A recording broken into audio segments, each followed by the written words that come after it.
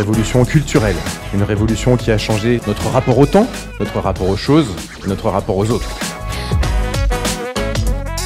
There's never been a better time to work in digital marketing. There's so many new, exciting technologies and platforms and tools.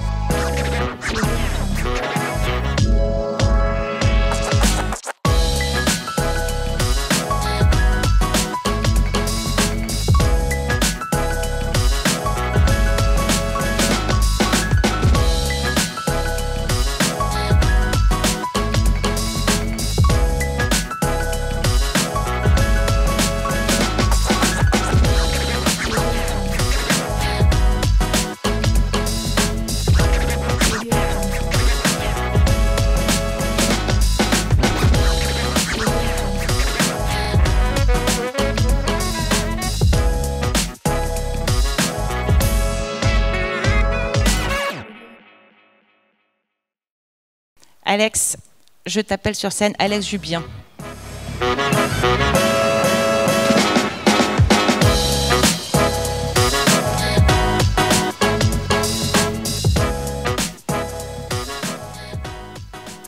Merci beaucoup Sonia. Bonjour à tous, bienvenue dans cette plénière sur la communication responsable. Quand vous demandez à un enfant de 10 ans de reconnaître ses logos, il vous répond en 30 secondes et il sait même ce que font ces marques. Pourtant, si vous lui demandez de reconnaître ses essences d'arbres, c'est un petit peu plus compliqué. Et c'est le cas même pour des passionnés de nature. Et pourtant, certaines études montrent que pendant la période de confinement, une des choses qui a le plus manqué aux humains, c'était l'accès à la nature. Le contact avec la nature et tous les bienfaits qu'elle nous apporte quand on s'y promène.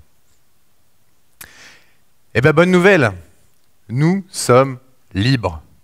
Et nous sommes libres de nous réunir aujourd'hui sur ce super événement. Merci beaucoup pour toute l'orga, c'est vraiment un très très bel événement.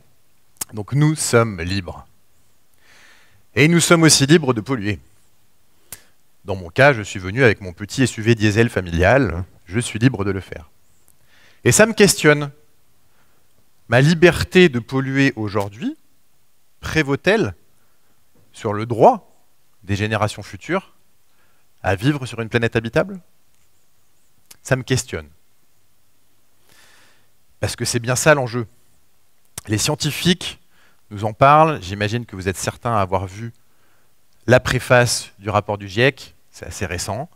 Donc voilà un peu ce que les scientifiques nous tracent comme trajectoire sur les enjeux environnementaux. Nous sommes un peu englués dans cette crise Covid qui dure, la récession économique, etc. Mais se profilent malheureusement les mauvaises nouvelles du changement climatique et aussi de l'érosion du vivant côté biodiversité. Et nous commençons seulement à comprendre la grande mission. La grande mission qui est celle de notre génération, qui sera celle de la génération suivante, et probablement, si on lui en laisse la chance, encore de la génération suivante, et ainsi de suite. C'est quoi cette grande mission? Elle tient en 5 mots. Préserver la vie sur Terre. C'est simple. Préserver la vie sur Terre telle que nous la connaissons, et évidemment préserver la vie des hommes également. Et du coup, chacun cherche sa place dans cette grande mission. Thomas nous a parlé hier de beaucoup de choses très intéressantes du côté de la RSE. Les entreprises cherchent leur place, les indépendants et les conférenciers cherchent leur place, ils la trouvent parfois. Les événements cherchent leur place, et c'est intéressant d'avoir l'engagement de l'équipe de l'événement sur ces sujets-là. Chacun cherche sa place, et évidemment, nous allons parler de la place et du rôle de la publicité et de la communication. Qui est en phase d'adresser ces sujets également. Alors, vous avez une première approche assez basique quand on commence à s'intéresser à ces sujets-là, c'est de commencer par diminuer tout ce qu'on fait de mal, tous les impacts négatifs. Les impacts, par exemple, de pollution liés au digital. Et donc on en parlera évidemment un petit peu pendant la table ronde. En tout cas, j'ai fait une grosse veille évidemment pour préparer cette plénière, et du coup je me suis dit que j'allais vous la partager. Si vous voulez, vous pouvez scanner ce QR code, ou vous le retrouverez de toute façon dans la vidéo de replay. Vous trouverez derrière ce lien le Padlet avec toutes les sources de veille intéressantes, des sources de l'ADEME, des guides sur la communication responsable. Vous retrouvez beaucoup Thierry Libert, qui est le rapporteur auprès du ministère de la Transition écologique.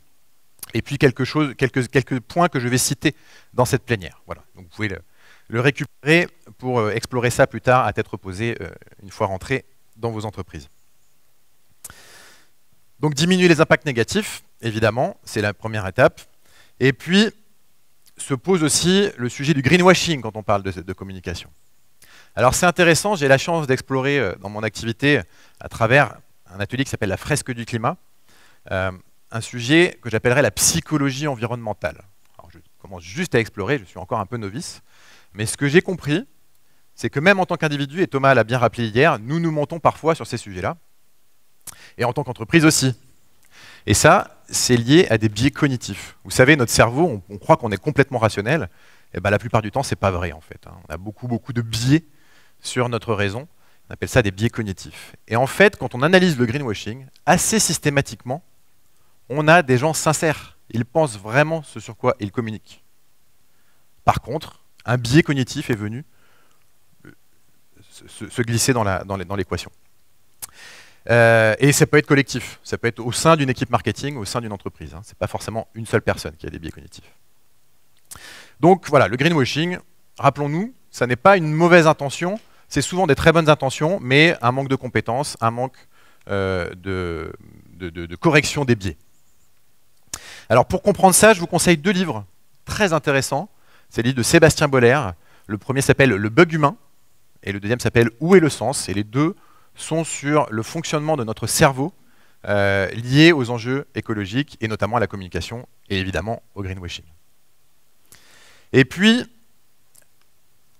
sur le greenwashing, vous avez des petits jeunes. Alors, pour un réveil écologique, c'est un groupement de... Enfin, c'est 30 000 étudiants qui ont signé pour un réveil écologique, des étudiants de grandes écoles, polytechniques, etc., les élites de demain, qui veulent absolument travailler pour des entreprises responsables, engagées, et donc qui œuvrent dans ce sens-là, et qui sont des très très bons débunkers de greenwashing. Là où je suis surpris, c'est que je ne vois pas de marque travailler avec eux en amont.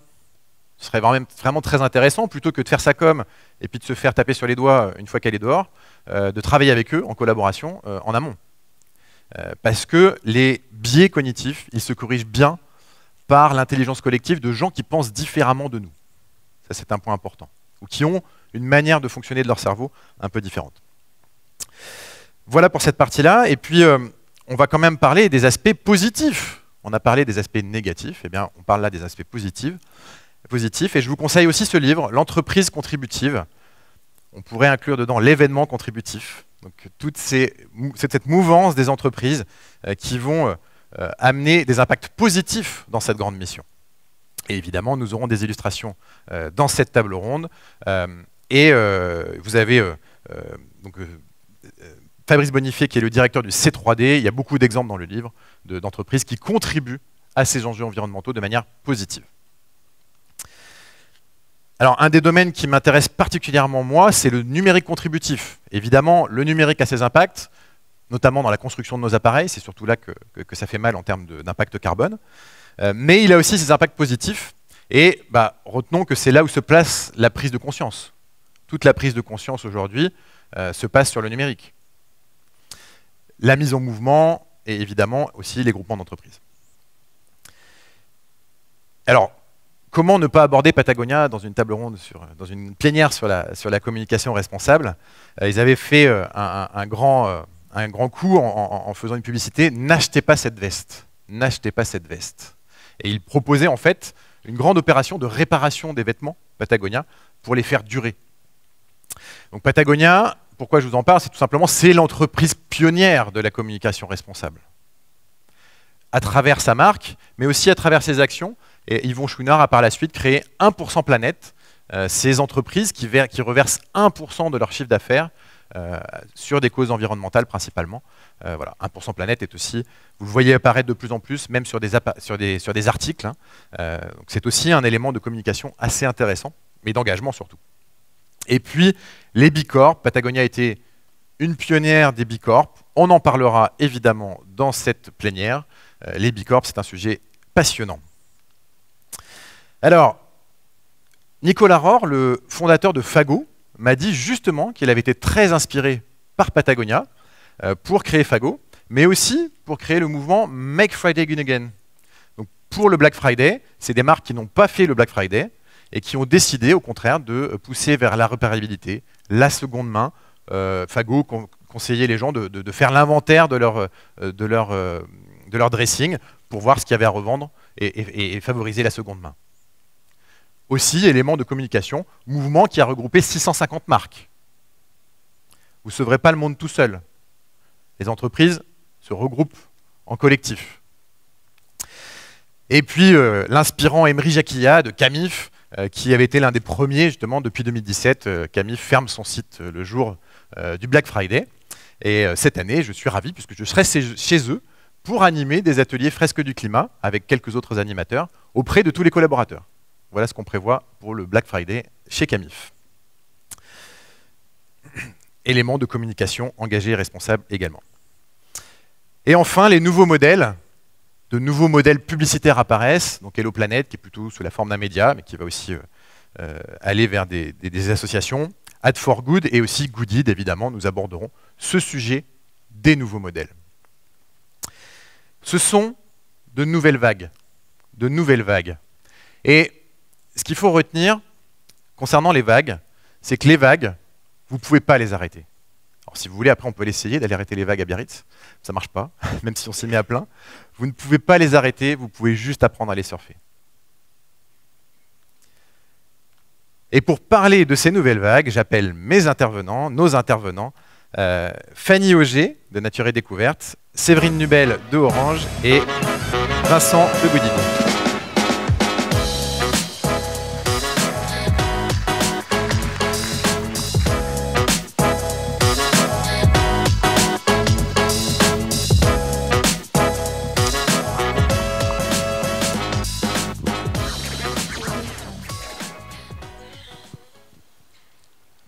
Eh bien, bienvenue à tous les trois. Je suis ravi que vous soyez parmi nous.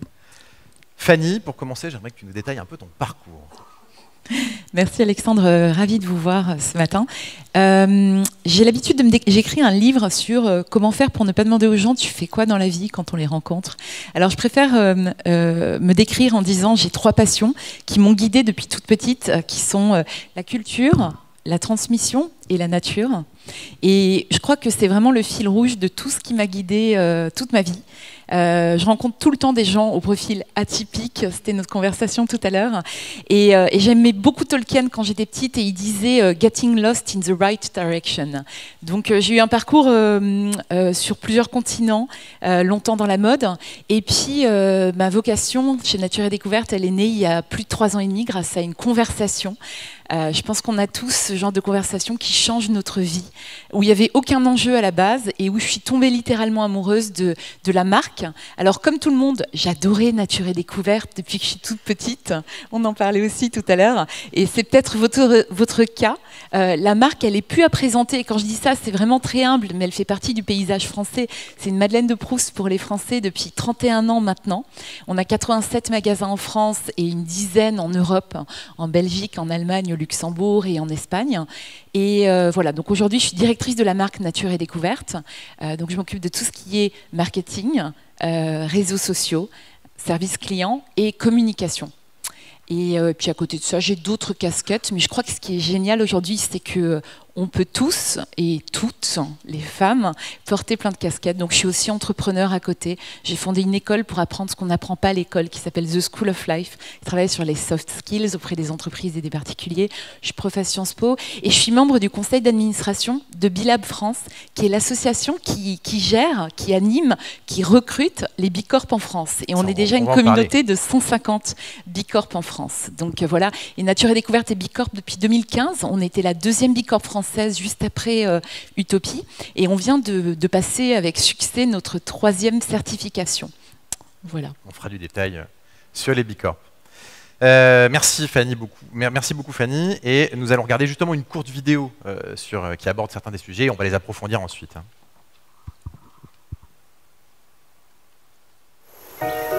qui est bien chez Nature, c'est qu'on donne envie d'un produit utile, intéressant, intelligent. Les valeurs qu'on a en commun avec Nature et Découverte, c'est peut-être celle du sens.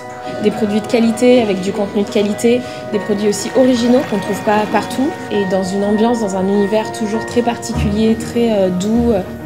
La qualité, c'est à la fois le goût, la couleur, l'aspect, les valeurs autour de l'agriculture biologique. Mais c'est surtout l'histoire derrière le produit, l'émotion avec laquelle il est fabriqué. Ce qu'on trouve chez Nature et Découverte donne envie d'aller explorer. On trouve les liens entre la nature et l'éducation. Cet esprit d'aventure, la curiosité, l'enthousiasme.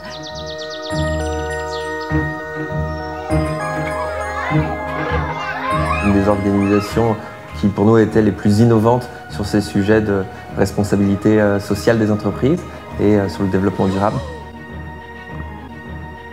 L'aspect humain est très important. J'aime cette idée du plaisir d'acheter chez Nature et Découverte quelque chose qui est de l'ordre du savoir et aussi du plaisir.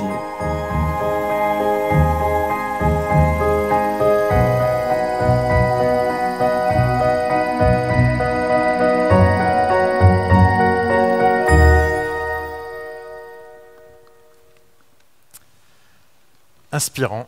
Nous avons hâte que tu nous en dises plus, mais pour l'instant, on va continuer les présentations. Et donc Séverine, du coup, est-ce que tu peux aussi revenir sur ton parcours et ton rôle chez Orange ? Alors tout d'abord, bonjour à tous. Je suis ravie de vous retrouver aujourd'hui, de vous retrouver en vrai, comme on dit. Vous avez vu, Orange a été au cœur de cette année qu'on a passée confinée. Jamais notre signature de marque Vous rapprocher de l'essentiel a pris autant de sens. Imaginez cette année passée sans fibre et 4G ou Wi-Fi. Je pense que ça aurait été un petit peu plus compliqué. Donc on a été ravis de vous accompagner pendant cette période un peu difficile, mais on est aussi ravis aujourd'hui de vous inciter à la déconnexion et à retrouver de la vraie vie, parce que la vraie vie, en vrai, ça va être une balance, et cette recherche de la bonne balance entre la connexion, le digital, et puis les relations dans le real life, hein, dans la vraie vie. Alors moi, très rapidement, parce que je suis une personne âgée, hein, Fanny me dit « mais non, ne dis pas ça de toi ». Mais si, il faut le reconnaître. Si vous voulez, j'ai vendu des bebop, des itinéris, j'ai participé au lancement de la DSL avec Nettissimo. Ne ris pas, Vincent, ne ris pas. Je ne connais même pas. Non, voilà, c'est ça. Tu vois, c'est des nouvelles marques. J'en ai tué des marques avant d'en construire. Et puis, j'ai participé donc au début du digital, hein, vraiment, donc le lancement de la DSL. Donc, pour les plus jeunes, c'était le réseau avant la fibre et la 4G et la 5G. Et c'est vraiment ça qui a développé vraiment le digital avec l'Internet, hein, parce qu'on a vraiment eu des connexions illimitées et à haut débit. Et puis... j'ai lancé les chaînes de télé Orange. Donc j'en ai fait beaucoup de choses dans cette très belle maison. C'est une très très belle entreprise Orange. On a un attachement très fort tous. Il y a une vraie culture d'entreprise. C'est vraiment une marque et une entreprise qui nous tient à cœur, qu'on a dans le ventre, quoi. Vraiment, il y a une vraie culture d'entreprise. Et puis aujourd'hui, je m'occupe donc de l'identité de la marque. Donc pour l'ensemble du groupe Orange, il faut que vous sachiez qu'Orange a une image souvent très franco-française, mais ce qui n'est pas la réalité. On est présent dans plus de 27 pays dans le monde. Et donc, moi, je suis chargée de manager la marque, la publicité et les médias pour l'ensemble de ces géographies et l'ensemble des activités d'Orange également. On a fait du stretching de marque, puisqu'on s'est diversifié dans la banque, sur Orange Bank, mais également dans la cyberdéfense, dans la santé, enfin voilà. Donc j'ai la charge d'assurer le sens, l'apparence et l'expérience de cette belle marque pour l'ensemble du groupe. Mais il y a des gens de l'expérience aujourd'hui dans la salle d'Orange et ils pourront vous en parler plus précisément. Voilà. Merci beaucoup Séverine. Et donc les connexions et aussi les connexions humaines que nous créons ici sur le One-to-One Biarritz. Alors c'est vrai que je me suis trouvée également en point commun avec Fanny, puisque nous sommes toutes les deux maîtres de conférences à Sciences Po. C'est le hasard, parce que j'aime bien enseigner comme toi. J'aime la jeune génération et j'aime transmettre. Et donc je pense que c'est très important de transmettre son expertise et son expérience. Et je le fais avec plaisir à Sciences Po. Et ravi que vous connectiez. Alors toi Vincent, entrepreneur à 17 ans. La génération ADSL, c'est ça. C'est ça. Je connais la DSL. Quand même, alors est-ce que tu peux revenir sur ton parcours et surtout la genèse de Goodid? Carrément. Donc moi je m'appelle Vincent Touboul-Flacher et donc j'ai fondé en fait en 2014. Donc effectivement j'avais 17 ans à l'époque, une entreprise à vocation sociale qui s'appelle Goodid. Et donc nous, à l'initiative au tout début, ce que j'ai fait en fait, c'est que j'ai lu un livre.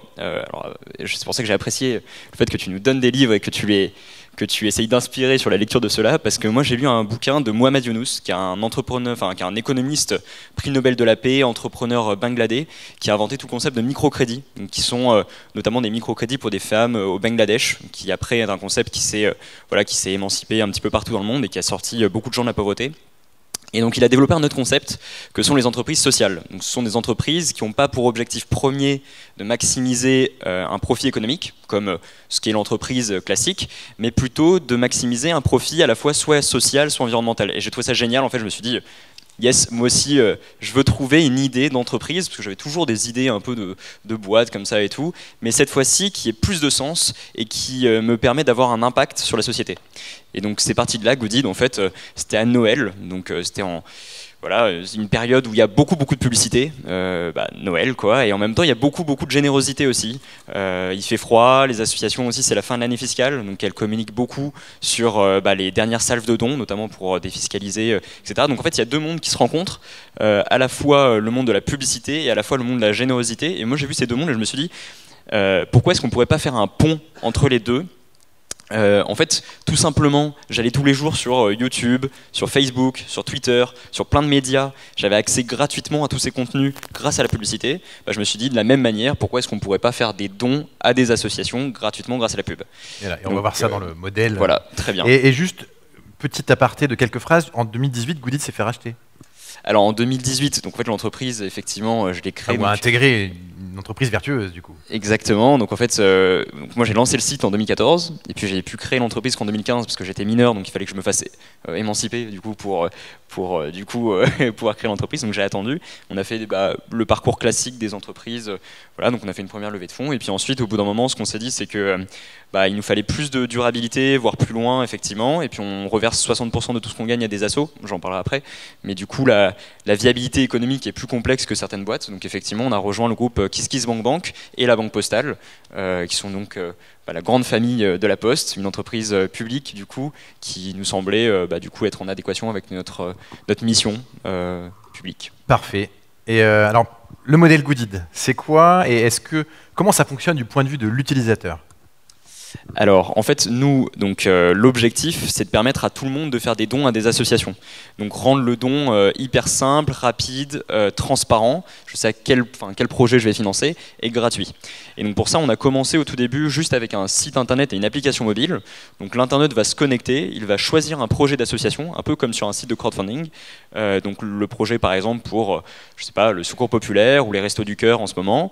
Il va ensuite regarder une courte publicité. Par exemple, avec Orange, on finance des projets liés à l'association Diversity Days. Vous travaillez ensemble. On travaille déjà ensemble. Voilà. Et donc, en fait, là, on choisit son projet, une publicité s'affiche, et nous, on reverse automatiquement 60% du budget de la marque à l'association qui a été choisie par l'internaute. Donc, l'internaute sait qu'en regardant cette publicité, il est en train de faire un don.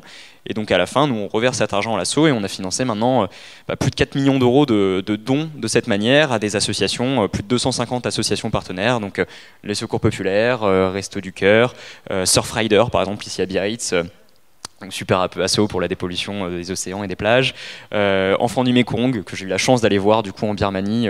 On a pu financer tout l'équipement d'un internat, donc les tables, les chaises, les lits, etc. pour des enfants qui n'y avaient pas accès auparavant, et donc tout ça grâce à la publicité. Et donc ensuite, le modèle, on l'a exporté, c'est ça qui fonctionne très bien aujourd'hui, c'est que Goodid, c'est un concept, c'est pas juste un site et une appli, c'est une pub égale un don. Et donc là, on diffuse en fait les publicités solidaires un petit peu partout sur Internet, donc sur l'Express, Le Figaro, Libération, etc. Et donc là, vous pouvez être dans un article, par exemple, en train de lire un paragraphe de texte, une publicité s'affiche, on indique à l'internaute, en regardant cette pub, vous faites un don. Et donc là, l'internaute sait qu'en regardant cette pub, il est en train de réaliser un don, avec un format que vous verrez, je crois, après. Intégration publicitaire contributive. Voilà, exactement. Bah, du coup, parlons-en du format, puisque tu nous as cité l'opération avec Oasis et Secours Populaire. Regardons-la. Allez.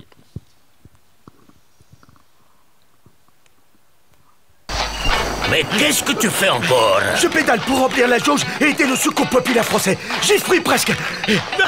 Grosse banane. C'est pas toi qui remplis la jauge, c'est ceux qui regardent. Si c'est relié grâce au câble. Oh, il me fatigue. Mais bravo à toi qui viens de faire un don au secours populaire français. Rends-toi en magasin pour continuer d'aider les familles avec l'association et Oasis. Et donc moi, j'étais la génération aussi des fruits. Je voyais ces publicités au cinéma, et donc ça a été effectivement un super beau succès au niveau de l'équipe. Donc on est une vingtaine, on était super contents tous de voir que Oasis avait fait parler ses fruits pour le Secours populaire français. Donc c'est plusieurs dizaines de milliers d'euros, voire centaines de milliers d'ailleurs, qui sont versés à l'association grâce à cette communication. Donc il y a un vrai engagement de la marque qui va permettre, grâce à ces budgets communication, de financer le Secours Pop. Donc c'est vraiment génial, et c'est une com qui était il y a 2 semaines, voilà. Merci beaucoup Vincent, et on comprend mieux le modèle du coup en effet à travers cette campagne. Alors du côté du point de vue des bonnes pratiques, je sais que tu as aussi des bonnes pratiques qui sont mises en place pour réduire l'impact négatif, dont on a parlé tout à l'heure. Il y en a quelques-unes en place sur Goodid, et puis aussi tu as des recommandations à nous faire sur ces aspects-là. En fait, nous, on a commencé donc avec un premier pilier qui est la solidarité. Donc, notre objectif, c'était de transformer des budgets publicitaires en dons, donc permettre voilà, aux internautes de réaliser des dons grâce à la pub. Et petit à petit, donc ce pan qui est la solidarité, on estime quand même avoir pas mal d'expérience maintenant sur le sujet. On a inversé 4 millions d'euros, financé plus de 400 projets. On travaille avec maintenant la moitié du CAC 40, plus de 100 clients chaque année. Donc c'est une partie de notre activité qui fonctionne très bien. Mais au bout d'un moment, parce qu'on est une boîte aussi qui se veut quand même la plus éthique et responsable possible, donc on est en train d'avoir la labellisation B Corp, on a une charte éthique encore plus stricte d'ailleurs parfois que B Corp, avec des écarts de salaire, etc. Enfin, on essaie de beaucoup travailler nous en interne sur notre vision sociale de l'entreprise. Du coup, on ne pouvait pas passer à côté du sujet de avec quel annonceur on travaille, quelle publicité on diffuse, comment on la diffuse et quel message est diffusé. C'est-à-dire que oui, on peut utiliser la publicité à des fins solidaires aussi. Donc on a intégré régulièrement dans les plans médias des grandes marques avec les grandes agences médias, etc. Mais qu'est-ce qu'on va diffuser comme message? Et du coup, c'est ce sur quoi on travaille aussi régulièrement du coup, au sein de l'équipe. Et effectivement, on va essayer de regarder et faire des recommandations liées aux durées des vidéos, essayer de faire en sorte qu'elles soient les plus courtes possibles. La qualité de la vidéo aussi, comment la vidéo a été créée. Il y a eu, mais là ça fait plusieurs années maintenant, on évite d'aller en Australie pour faire des tournages vidéo, ça c'est un gros sujet. Bon, globalement c'est quand même assez acquis, bon pas encore toujours, mais c'est quand même assez acquis. Mais c'est vrai qu'aujourd'hui, et notamment avec la loi climat et tout ce qui s'est passé ces derniers mois, il y a eu un scope quand même assez orienté vers la création des publicités, vers leur diffusion. On l'a un peu moins vu, mais comment est-ce que la vidéo va avoir, enfin quel impact carbone elle va avoir, comment est-ce qu'elle va être diffusée aussi, donc l'impact du numérique. Mais il y a un point aussi où au niveau de la publicité, on n'aime pas trop, maintenant ça fait quelques années que je suis dans le secteur, on n'aime pas trop quand même prendre cette responsabilité sur qu'est-ce qu'on diffuse et pour quelle marque on va diffuser. Et souvent la publicité est vue un petit peu comme quelque chose en bout de chaîne, pas comme une approche systémique. Et en fait c'est dommage parce que il y a une responsabilité des régies, il y a une responsabilité des agents sur quel type de message on va diffuser. C'est vrai que si jamais on va pas en Australie pour créer une pub, mais que derrière cette publicité, donc on va essayer de réduire son impact carbone lié à ça et lié à sa diffusion, mais que cette publicité elle permet de promouvoir un Paris-Rio à 200 €, il y a un problème. Et du coup c'est vrai que la publicité c'est un outil et c'est un bazooka énorme pour faire changer les modes de consommation et influencer sur les citoyens et leur mode de consommation actuel. Et donc en fait il ne faut pas rater ce coche et il faut bien arriver du coup à avoir cette responsabilité au sein du secteur publicitaire aussi sur quel message on diffuse. Et voilà, donc c'est des choses sur lesquelles on essaye d'initier nos clients aussi, qui le sont déjà. Hein, mais voilà. Donc responsabilité technique sur la forme, mais aussi sur le fond évidemment. Alors restons sur la partie technique de la forme. Séverine, chez vous, il y a aussi chez Orange toute une dimension d'éco-conception.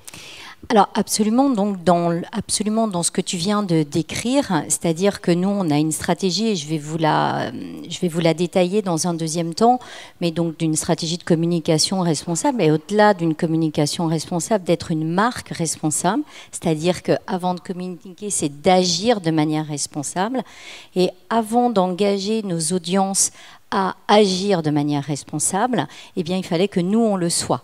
Et c'était vraiment la base, avant de faire toute communication, c'était déjà travailler sur nous-mêmes.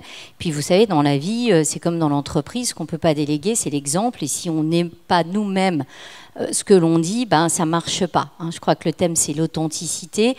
Et en manière de responsabilité, d'écologie et tout ça, si on n'est pas complètement transparent et authentique, je peux vous dire que le greenwashing, on le prend, mais vraiment très très fort sur les réseaux sociaux, surtout quand on est une marque comme Orange, mais je pense que c'est le cas de toutes les grandes marques, et toutes les marques du CAC 40 en tout cas, et toutes les grandes marques.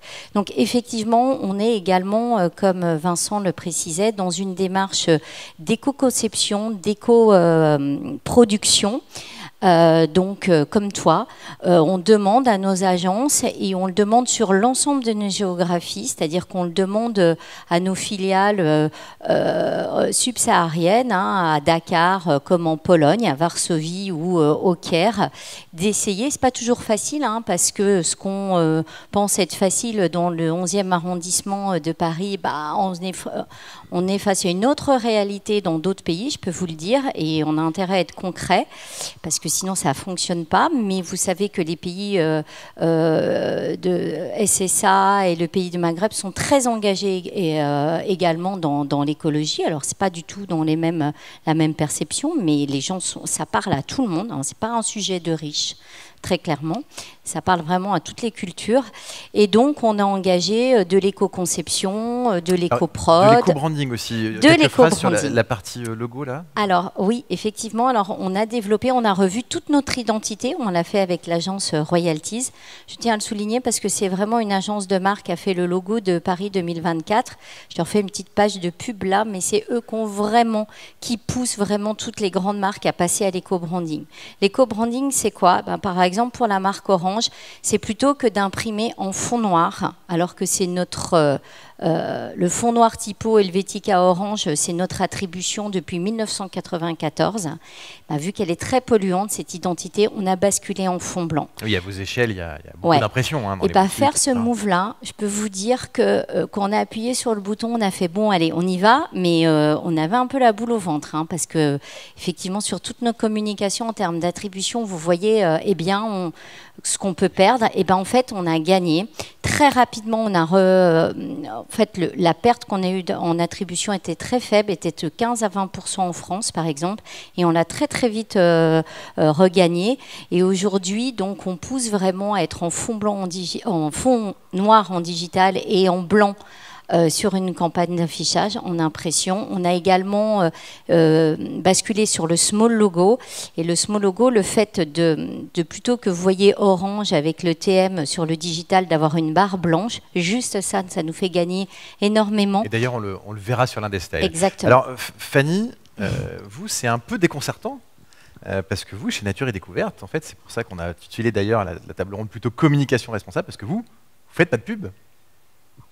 Oui, je crois que c'est le parfait contre-exemple. Effectivement, Nature et Découverte, à sa création, il y a 31 ans, dès sa création, le fondateur a préféré mettre 6% de la masse salariale sur la formation des salariés. Et de fait, il y a beaucoup de gens qui sont là depuis très très longtemps chez nous.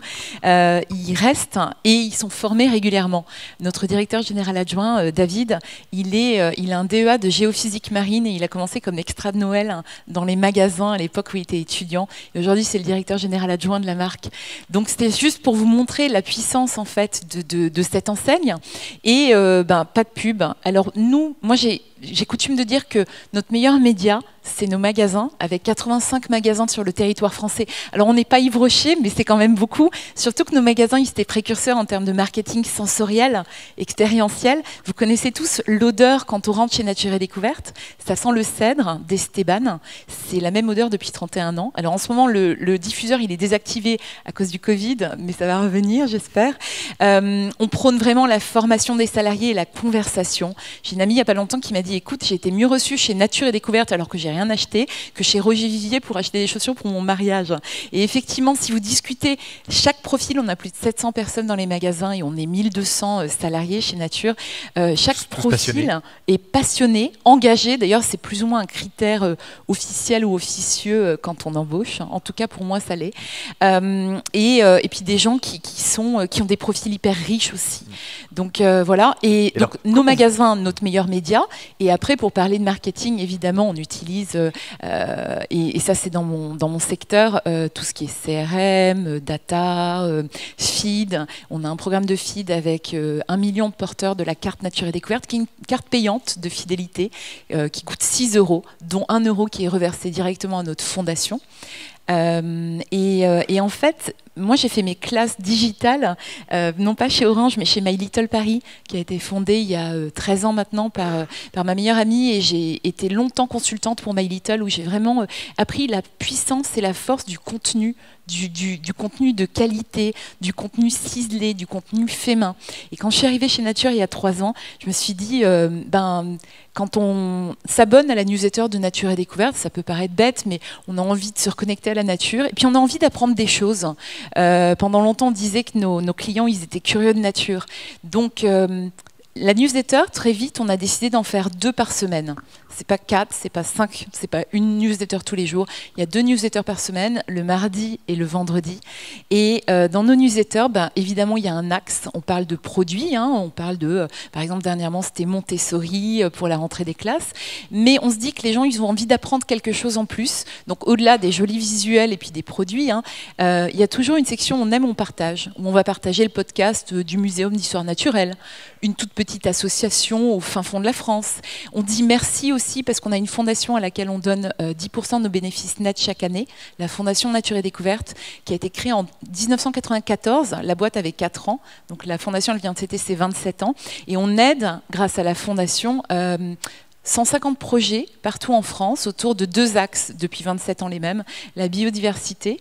On n'en parlait pas beaucoup il y a 27 ans. Aujourd'hui, c'est sur le devant de la scène. La biodiversité et la pédagogie active au contact de la nature. Donc on aide pas mal d'écoles, comme l'école Caminando, au fin fond du Vercors, avec des classes dehors toute l'année. Et sur le on aime, on la partage, force. Il y a aussi le bouche à oreille, du coup, qui marche beaucoup chez vous. Et il y a des très bons résultats de la newsletter. Oui. Quand je suis arrivée, la newsletter elle était à 12%, un taux d'ouverture qui était déjà pas mal, je pense, parce qu'il y a un capital sympathie de la marque Nature et Découverte. Puis, au bout d'1 an et demi, on est monté à 18%. Pendant le confinement l'année dernière, pendant plus de 3 semaines, j'ai dit à mon équipe, il est hors de question de parler produits. Alors, le site internet a cartonné, les magasins ont fermé, mais j'allais dire, il avait presque pas besoin de soutien. Il fallait que l'entrepôt et les serveurs, etc., se mettent en route pour absorber l'afflux de commandes. Donc, en attendant, pendant plus de 3 semaines, on a fait des newsletters purement éditoriales et on a des taux d'ouverture qui sont montés jusqu'à 26%. C'est plus d'1 personne sur 4 qui reçoit la newsletter d'une enseigne. C'est pas My Little Paris, c'est pas un média, c'est une enseigne retail qui ouvre nos newsletters. On est redescendu un petit peu, mais on est resté au-dessus de la barre des 20% aujourd'hui, ce qui est incroyable. Et ça dure. Et moi, je crois beaucoup en la puissance du bon contenu. Évidemment, on a tous les outils marketing, de ciblage, derrière, de data. Mais néanmoins, je crois en la force du bon contenu parce que je pense que les gens sont beaucoup plus intelligents que ce qu'on peut entendre de ci, de là. Et ils plébiscitent en fait cette qualité, cette sincérité, cette authenticité. Et communication responsable, engagée, il y a aussi le Fair Friday. Alors, c'est quoi le Fair Friday ? Alors, on en a parlé un tout petit peu tout à l'heure. C'est vrai que c'est Patagonia et la marque Rei, R-E-I, qui est une marque américaine incroyable, un retailer autour de la nature et de l'outdoor, qui ont initié ça aux États-Unis il y a presque 10 ans maintenant, en se disant le jour-là on ferme nos magasins et puis on verse tous nos chiffres d'affaires à des assos. Nous on a commencé en 2018, donc là on va faire notre 4e édition du Fair Friday, et chaque année en fait, au lieu de parler de réduction, parce que Nature et Découverte n'est pas une enseigne de promotion, on fait très peu de soldes en janvier, on n'en fait pas en juin, on n'est jamais en promo, et donc au moment du Fair Friday on se dit c'est l'occasion de prendre la parole sur les réductions qui comptent vraiment. Et ce n'est pas les réductions sur la petite doudoune à moins 50% au moment-là, c'est les réductions de la biodiversité. Donc la première année, ça s'est traduit par des vitrines que vous voyez à l'écran avec des moins 90%, moins 67% mis en exergue. Et quand les clients entraient en disant « mais vous êtes fous, vous faites jamais de solde chez Nature et Découverte, qu'est-ce qui se passe ?» On leur disait « c'est moins 90% de requins en Méditerranée en 20 ans. » Ah, ok. Et du coup, ça a entamé une conversation. Pendant toute la semaine du Fair Friday, on double l'arrondi en caisse. On parlait tout à l'heure de Microdon, qui est notre Bicorp, et de l'arrondi en caisse. On était une des premières enseignes avec Franprix à le mettre en place dès 2015. Et donc, on double l'arrondi. On fait un don avec la fondation, avec notre fondation, de 20 à 25 000 euros et qu'on reverse à nouveau à des associations. Donc là, il y a 4 ans, c'était à 4 associations. Il y avait l'ASPAS, il y avait Longitude 181, la LPO, et j'ai oublié laquelle. Il y a 3 ans, le Fair Friday était autour des réductions qui comptent, mais c'était celle des oiseaux. Donc en fait, l'arrondi en caisse de septembre à décembre était pour la LPO. On a donné 25 000 euros à la LPO.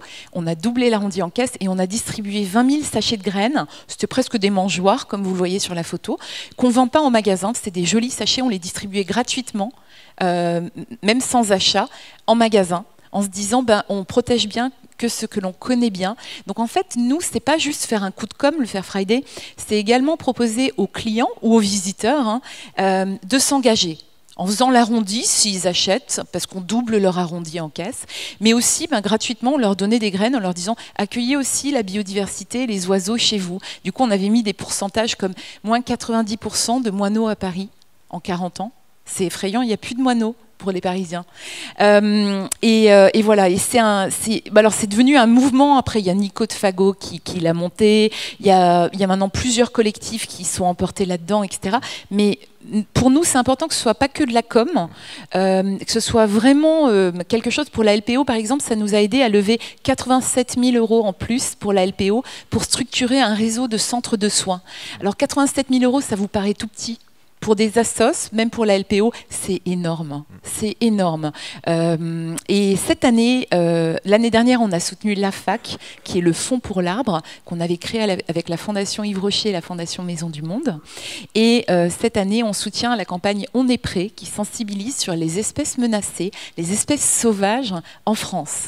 Donc pareil, plein de petites associations. J'en citerai une pour ceux qui habitent dans l'Est, qui est dans le Jura, qui s'appelle le Centre Athénas, qui recueille des lynx qui ont été renversés, qui ont été blessés, ou de la petite faune sauvage, des oiseaux. Dernièrement, on a fait un lâcher de martinet et une hirondelle, et martinet et une cigogne, pardon.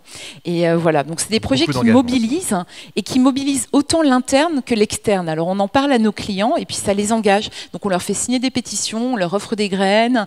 Voilà, on les invite vraiment à s'engager aussi. Beaucoup d'engagement. Et Vincent, chez Goodit, vous avez aussi parfois justement des marques qui testent des campagnes de communication engagées sur votre plateforme. Oui, complètement. En tout cas, Goodit réunit quand même des internautes, une communauté, en tout cas qui est assez engagée, parce qu'ils regardent des publicités pour faire des dons. Donc l'issue à la fin, c'est quand même de financer des associations. Et donc c'est effectivement un bon vecteur pour des marques aussi pour démontrer des communications un petit peu différentes ou plus engagées. Et c'est vrai que ça rejoint ce que tu disais tout à l'heure sur le fond des messages. Oui, complètement. Voilà. Alors je propose qu'on regarde une de ces campagnes, moi qui m'a beaucoup marqué. Je l'avais découverte sur Goodit. Et cette campagne, j'avais trouvé extrêmement osée d'ailleurs. C'est une campagne de GRDF. Ça s'appelle le pot de départ.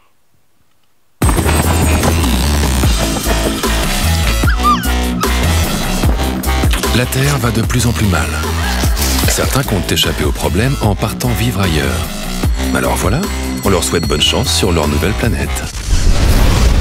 Nous, Chez GRDF, on a un autre projet pour l'avenir.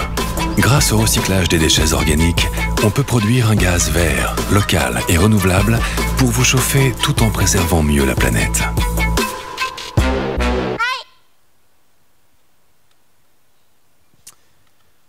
Hop.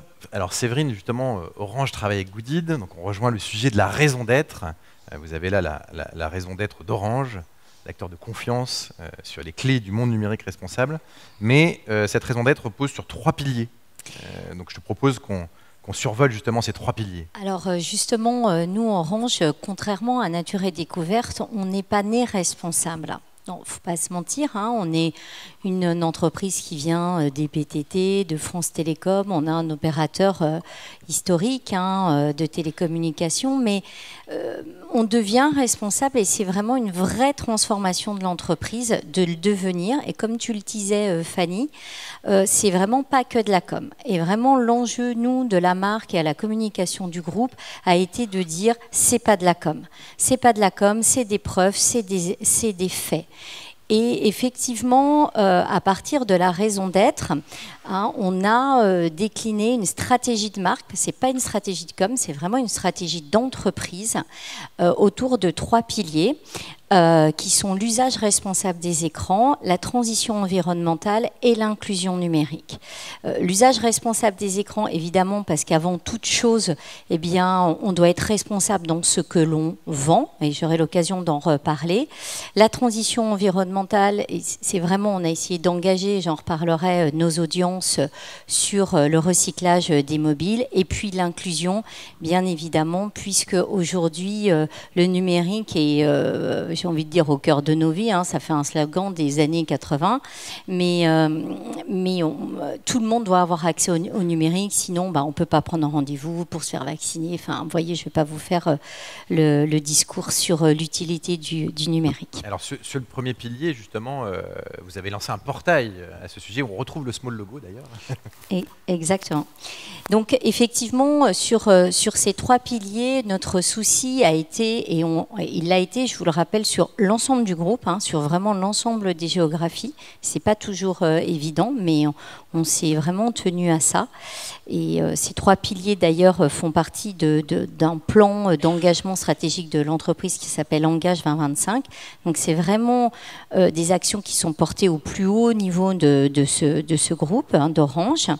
Donc l'engagement sur l'usage responsable des écrans, eh bien, c'était une preuve d'accompagnement. Là, l'enjeu aussi, c'était l'authenticité et de ne pas être moralisateur.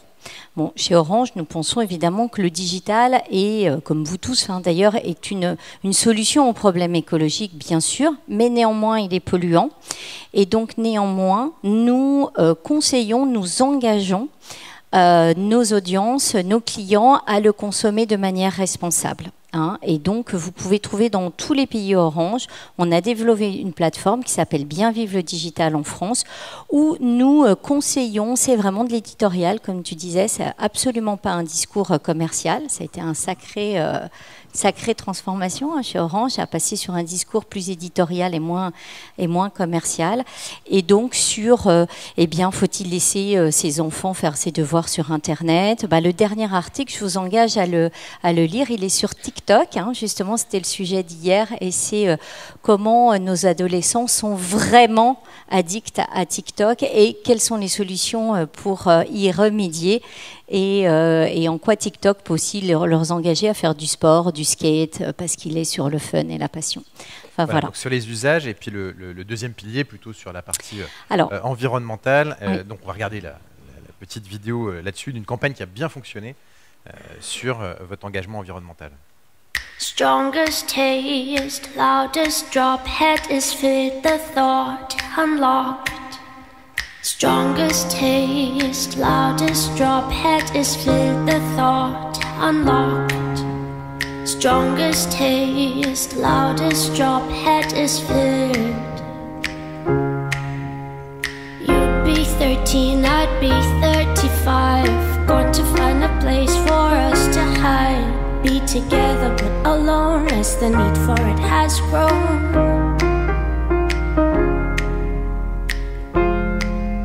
Donnons une seconde vie à nos téléphones. Déjà 15 millions ont été collectés. Continuons. Voilà, donc l'impact de nos appareils, très important. Je te propose qu'on enchaîne tout de suite sur le troisième pilier qui est vraiment clé aussi par rapport à ce que tu nous as dit. Voilà. Alors ça, juste, c'était pas une petite vidéo, c'était une campagne worldwide. Donc c'était un énorme investissement et d'engagement avec beaucoup de preuves. Et les preuves, c'était le programme RE. Et nous aussi, on a fait notre Black Friday. On engageait à ramener vos téléphones mobiles. Et je vous engage tous à ramener vos vieux téléphones mobiles, vos vieux cordons, vos vieux chargeurs qui traînent tout pourris au fond de vos tiroirs. Ne me dites pas que vous n'en avez pas. Allez dans une boutique Orange et on va vous les reprendre. Et je vous engage aussi à acheter des téléphones reconditionnés. Ça fonctionne avec un partenariat avec l'atelier du bocage. Oui, effectivement. Donc avant de faire cette communication, juste pour, après je vous parlerai d'inclusion très rapidement, juste pour vous dire que c'est d'abord des actes et après une communication, c'est qu'on a passé des années à construire une filière de recyclage des mobiles parce que ça n'existait pas. On l'a fait avec les ateliers du bocage. Donc ça, c'était en France. Maintenant, on essaye de le construire dans tous les pays Orange et on est engagé là-dessus. Et après, on a fait la pub. Voilà. Et donc, autre campagne sur l'inclusion numérique et voilà. Ce sera la dernière.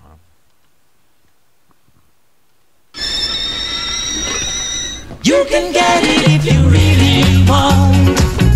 You can get it if you really want.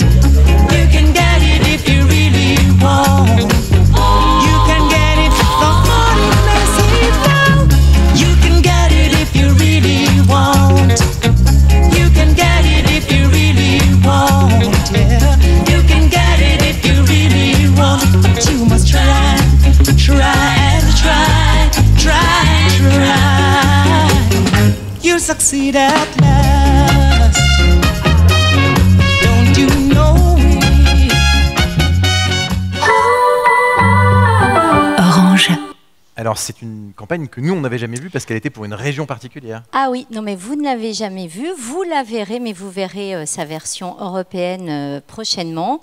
Et c'est une campagne donc qui est sur la région SSA, hein, sur les pays subsahariens, et qui est sortie là la semaine dernière au Sénégal, et donc qui porte notre troisième pilier d'engagement sociétal, qui est l'égalité numérique. Et bien sûr, c'est vraiment notre combat chez Orange.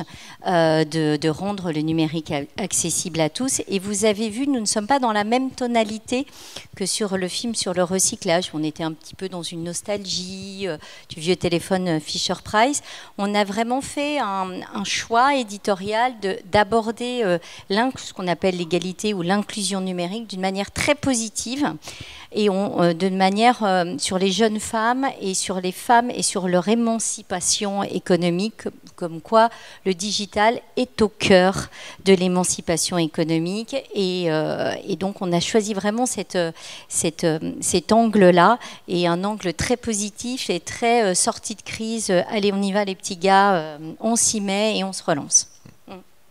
Et donc ce film-là est soutenu par des films en 15 secondes qui passent sur le digital, qui passent également en télé et qui sont sur les preuves.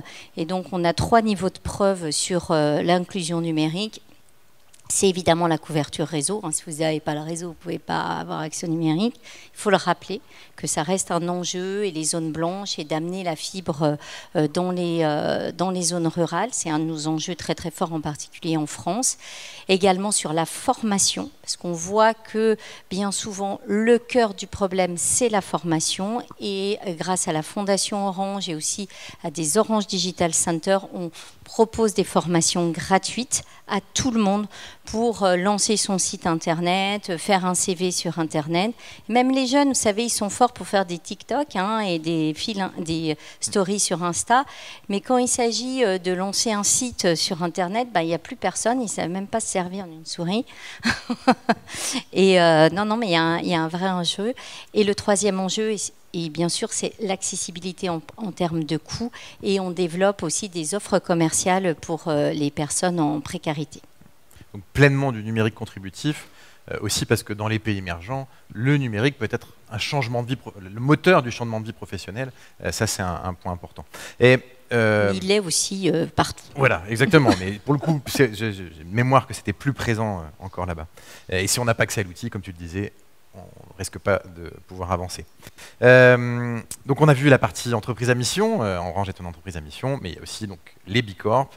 Fanny, est-ce que tu peux nous expliquer en quelques phrases ce que sont les B Corp ?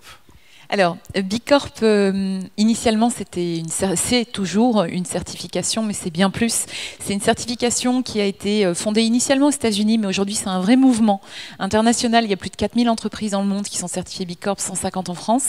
Et c'est des entreprises, on le voyait tout à l'heure dans le petit clip, qui ne veulent pas être les meilleures du monde, mais les meilleures pour le monde. Ça veut dire quoi ? Ça veut dire qu'elles se font évaluer, elles se font auditer par un organisme externe, qui est le Trust, le Standard Trust de B Corp.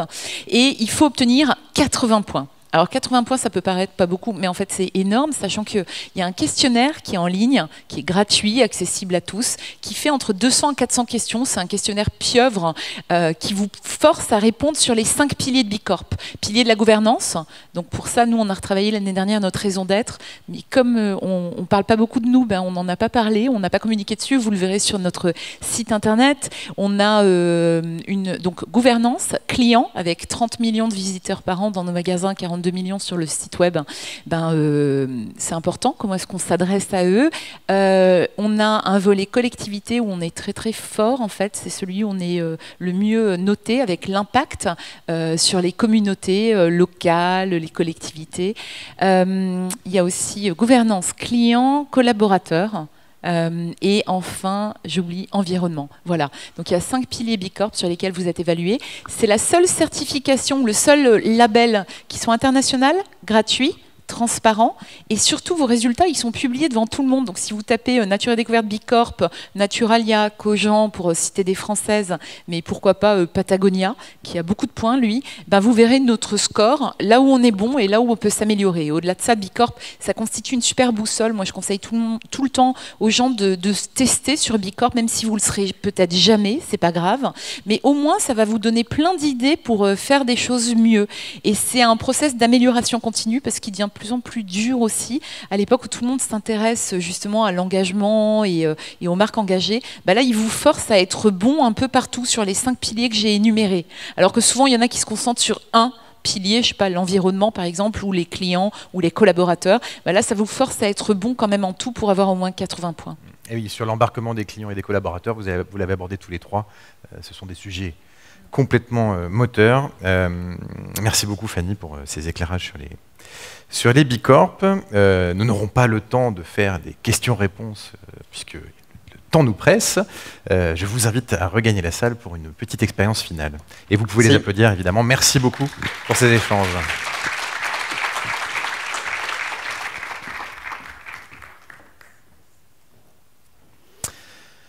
Alors, je vous invite à une petite expérience de fin. On dira que sur le messager qui porte un message, ça peut être attaquable. En fait, le petit moment qu'on va voir de communication qu'on va voir, c'est une marque sur une industrie très polluante, l'électroménager. C'est la marque Beko. Mais il se trouve que parmi tous les acteurs de l'électroménager, c'est peut-être les meilleurs. Ils sont vraiment très très engagés, ils ont des standards très très hauts sur. Vous regarderez dans les magasins, c'est toujours les plus vertueux en termes d'engagement écologique. Et la vidéo que vous allez voir, elle a été créée avec de l'intelligence artificielle. Et vous verrez que le rendu est assez puissant. Et je trouve qu'elle illustre très bien la puissance des marques quand on met les moyens de la marque pour porter des messages importants. Des messages importants. Alors pour se mettre bien en condition sur ce dernier moment, je vous invite à ce qu'on fasse un tout petit exercice de respiration. Ça nous permettra de nous connecter aussi tous ensemble. Ça va nous faire du bien. Donc juste, on respire fort par le nez et on souffle fort par la bouche. 3 fois. Allez, je vous invite à le faire avec moi.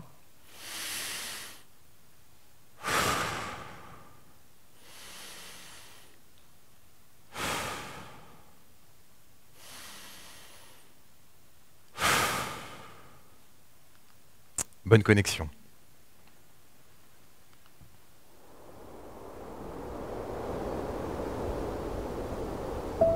When did we decide that we were above it all? As if nature were apart from us, when the connections are many. We are every blade of grass. We are every every flower,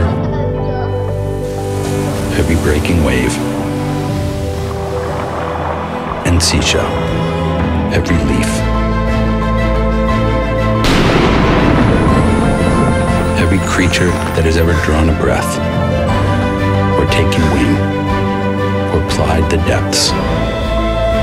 We think we aren't connected, but we are more than we will ever imagine. What happens to one happens to all.